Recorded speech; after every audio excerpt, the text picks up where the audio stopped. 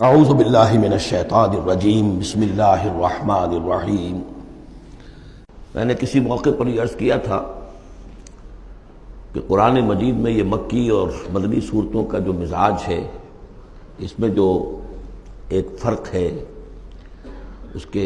کی تاثیرات میں جو فرق ہے، واقعہ یہ ہے کہ وہ اس دورہ قرآن ہی میں سمجھ میں آتی ہے، ورنہ آدمی جب پڑھتا ہے تھوڑا تھوڑا کرتا ہوا پڑھتا ہے تو وہ ساری چیزیں اس تیزی کے ساتھ، اس سیکوینس کے ساتھ سامنے نہیں آتی۔ بہرحال مکی قرآن کی اپنی ایک شان ہے، مدنی صورتوں کا اپنا ایک رنگ ہے۔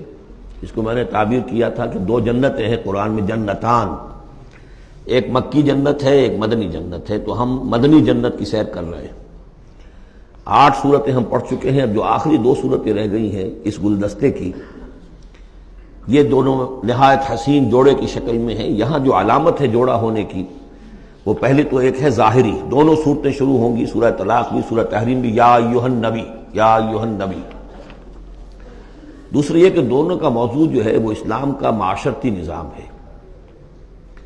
اسلام کا معاشرتی نظام اور خاص طور پر آئلی نظام، آپ کو معلوم ہے اس کی اتنی اہمیت ہے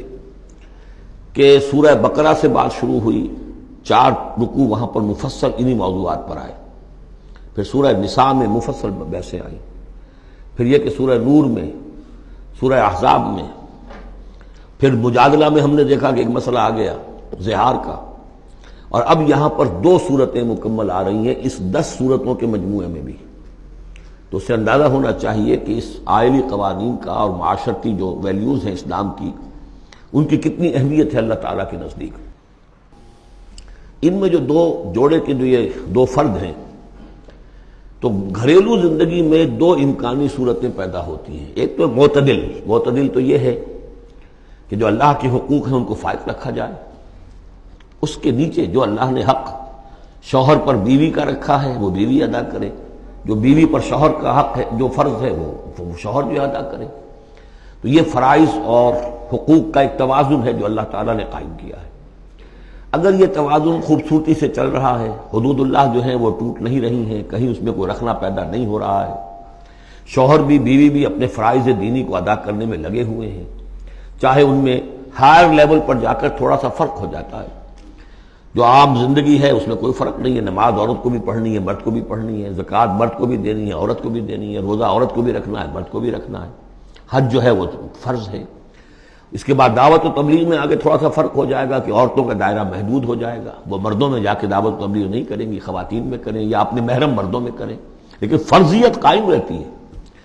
اور اس سے اوپر جا کر تیسرے لیول پر اور ذرا بالواسطہ ان کا معاملہ ہو جاتا ہے، مردوں کے ذریعے سے وہ اقامت دین کی جو میدان کے اندر معاملے ہیں، جنگیں ہیں اور میدان میں جا کر مقابلے ہیں، وہاں ان کا جو رول ہے وہ بالواسطہ ہو جائے گا۔ ان کے بیٹے، ان کے بھائی، ان کے شوہروں کو زیادہ سے زیادہ وہ آزادی دیں، انہیں ریلیو کریں اپنے بوجھ سے، اولاد کی پرورش کا بھی سارا بوجھ اپنے اوپر لے لیں، شوہر کا حصہ جو ہے وہ بھی خود ادا کریں تاکہ شوہر یکسو ہو کر اپنا زیادہ سے زیادہ وقت جو ہے اقامت دین کی جد و جہد میں لگا سکے۔ تو یہ تو ہے نارمل جو چاہیے۔ اب اب نارملٹی یا ادھر ہوگی یا ادھر ہوگی، ایک طرف کو ہوئی، فرض کیجئے لیفٹ کی طرف ہو گئی، اس کی معنی کیا ہے کہ مزاج نہیں مل رہا، ہر وقت کی چک چک ہے، خامخواہ جو ہے گھر جو ہے اس کے اندر اختلاف ہی اختلاف ہے، ہر وقت کی لڑائی چل رہی ہے، تو اس سے بہتر ہے طلاق ہو جائے۔ وہ ہے طلاق، سورہ طلاق،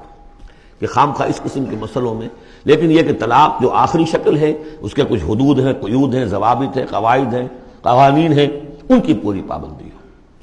جیسا کہ سورہ نساء میں ہم دیکھ چکے ہیں کہ اگر وہ علیحدہ ہو جائیں تو اللہ دونوں کو غنی کر دے گا، اس کو بھی اور اس کو بھی، اس کے لیے بھی کوئی بہتر، شوہر کے لیے بہتر کوئی بیوی عطا کر دے گا اور اس بیوی کو کوئی شوہر بہتر عطا کر دے گا۔ ایک دوسری انتہا یہ ہوتی ہے کہ شوہر اپنی بیویوں کی اتنی دلجوئی کرے،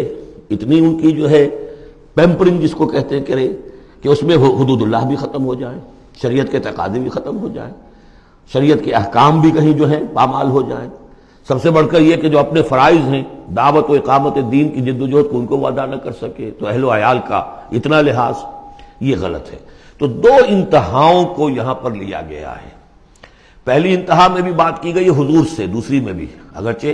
پہلے کا سوال حضور کے لیے ہے ہی نہیں، حضور نے نہ کوئی طلاق دی، نہ آپ کو طلاق دینے کی اجازت تھی، اس لیے کہ آپ کی ازواج مطہرات جو ہیں وہ تو امت کے لیے ماؤں کی حیثیت سے ہیں، اور سورہ احزاب میں ہم پڑھ چکے ہیں کہ وہ کسی اور سے بعد میں نکاح نہیں کر سکتی تھی، تو طلاق دینے کا سوال نہیں، اسی لیے آپ کو 4 کی جو وہ حد ہے، لمٹ ہے، اس سے بھی آگے بڑھ کر مزید نکاح کرنے کی اجازت دی گئی تھی۔ بہرحال یہ رب دیکھ لیجئے گا۔ اب آنکھیں ہم چلتے ہیں، وقت کی کمی کے پیش نظر زیادہ تمہید میں وقت نہیں لینا چاہتا۔ ان صورتوں پر میرے بڑے مفصل دروس موجود ہیں، وہ آپ دیکھ سکتے ہیں۔ صدق اللہ العظیم۔